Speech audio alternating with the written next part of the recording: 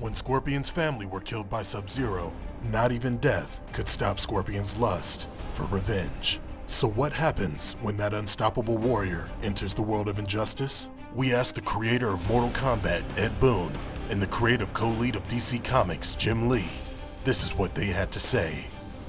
Well, a lot of people don't realize that the Mortal Kombat, everything in terms of those things has been rooted in comic books. The big events in my childhood were all related to comic books. So as we made the first Mortal Kombat game, we actually made a comic book to introduce the story.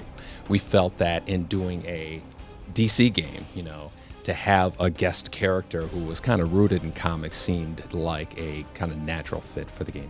I love Scorpion because he really has powers that are very unique, and I think is a really good fit in the DCU in that we don't have characters like him in our universe. I mean, we have characters that are reborn or from the Nether Realm, but they don't have that essential part, and that's being a ninja. I think that's the cool combination of the two. We certainly thought that Scorpion belonged in the gadget character. He can't lift up a car like Superman, but he's very agile. He's a ninja. He can jump all over the place. So that seemed like a natural thing. And then we kind of had to dial down the blood. So once we did that and kind of got all that stuff out of the way, it was surprising how natural of a fit he was. And then again, his costume, designed by Jim here, was just made him visually kind of fit into the big picture that much better.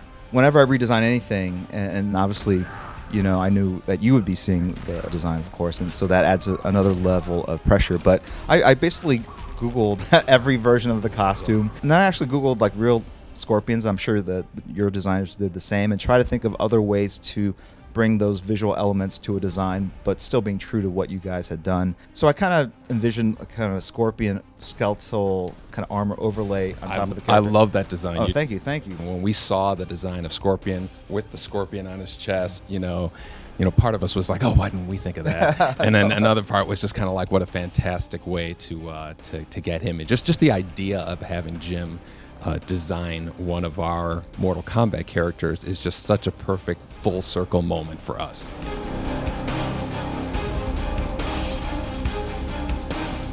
The thing is, Batman is you've said it yourself. He's the guy, if you give him 6 months to prepare, he can take down anyone.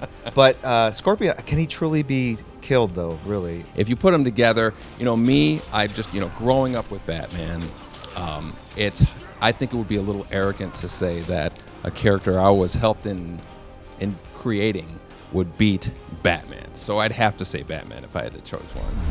You cannot harm me. Apparently I can.